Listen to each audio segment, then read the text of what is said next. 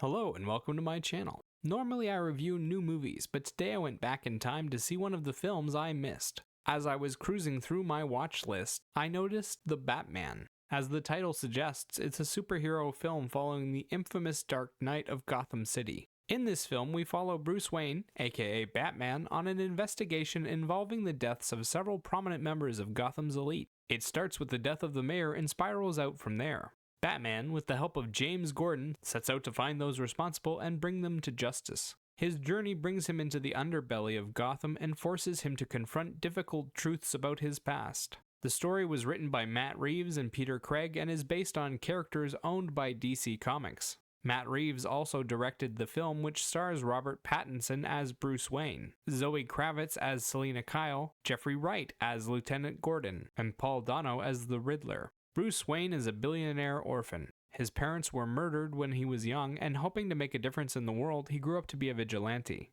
He's been protecting Gotham for the last 2 years, but fears he hasn't made much of a difference. Selina Kyle is a cat burglar pretending to work at a bar while casing it for her next job. While she's working there, she ends up dating one of the waitresses. When her lover disappears, Selina finds herself turning to an unlikely person for help: Batman. Lieutenant James Gordon is a veteran officer who's working with Batman. He's a by-the-book officer who is brave in the face of danger and quick to make a joke. The Riddler is a mysterious psychopath who likes puzzles and games. He considers himself to be Batman's equal, and tries to play a game with him using the bodies of Gotham's leaders. He also seems to have a penchant for classical music and rats. Aside from these 4 leads, there are a ton of supporting characters like the Penguin, Alfred Pennyworth, Carmine Falcone, and a couple of named police officers who assist in the investigation. The film takes place in Gotham, a fictional metropolis in the United States. It's a poor city infested with criminals and drug addicts. The elite of the city seclude themselves in expensive towers in the downtown area and turn a blind eye to the corruption of the government and police.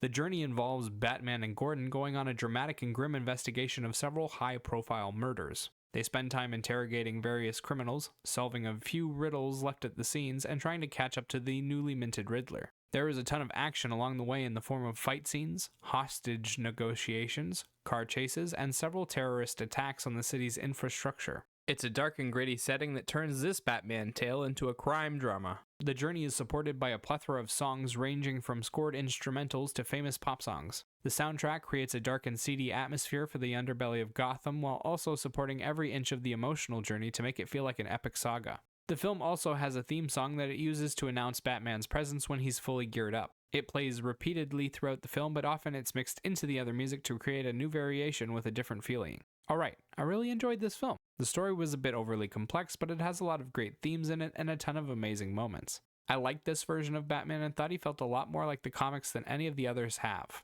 He's more of a detective, and his fighting style is less flashy and more to the point. The story focusing more on the criminal aspects and Batman's ability to solve crimes through good surveillance and proper police work makes for an interesting take on the superhero genre too. My only real problem with the story is that you never really feel the stakes. Batman feels almost invincible the whole time, despite failing to stop most of the Riddler's plans.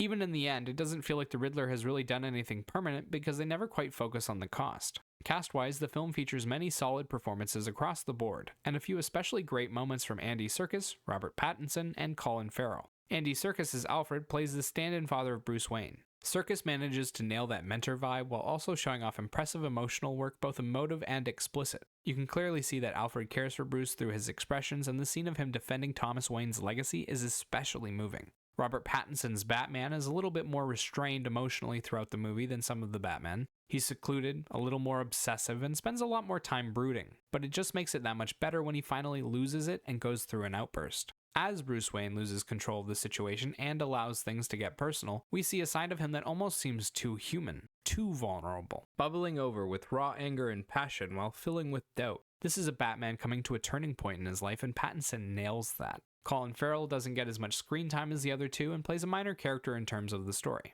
That said, with the time he's given, he creates an incredibly memorable gangster and is totally unrecognizable in those prosthetics. He had one of my favorite moments in the film acting-wise too. When he's celebrating his defeat of Batman and then sees his car come out of the fire, it's one of the best jaw-drop moments I think I've ever seen. Visually, the film accomplishes everything it set out to do. It looks and feels like an old-fashioned noir, but takes place in a modern setting. Through impressive camera work, creative angles, and lots of low lighting, they managed to create a gritty and dark landscape that's fascinating to view. Gotham looks like a bad place to live, and all the action that takes place in it seems par for the course. You almost understand the need for Batman through the environment alone. The investigation is also well done. They managed to keep things interesting while also clearly showing all the clues and getting through all the exposition dumps swiftly. The murders involved some great setups, but they kinda copped out by cutting away from the actual violence. The movie was already leaning hard into the dark and gritty, so why not show a little blood too? That said, the action was badass, a lot of fun to watch, and came with some truly impeccable moments.